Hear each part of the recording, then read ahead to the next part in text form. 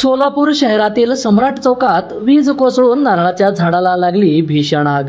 याबाबत मिळालेली अधिक माहिती अशी की सोलापुरात सध्या पाऊस सुरू असून आज सायंकाळच्या सुमारास सम्राट चौकातील श्राविक हायस्कूल समोर एका घरासमोर नारळाच्या झाडावर वीज पडून आग लागली। या पडलेल्या विजेमुळे कोणतीही जीवितहानी झाली नाही।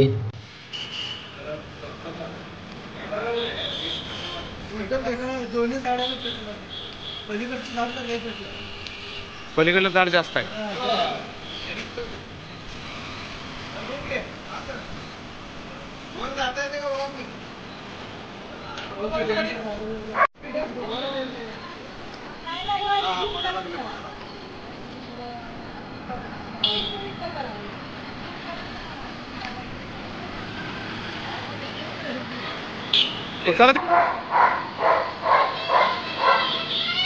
दोन्ही झाडाला लागले, पलीकडचं एक बारका आहे त्या झाडाला गेलं।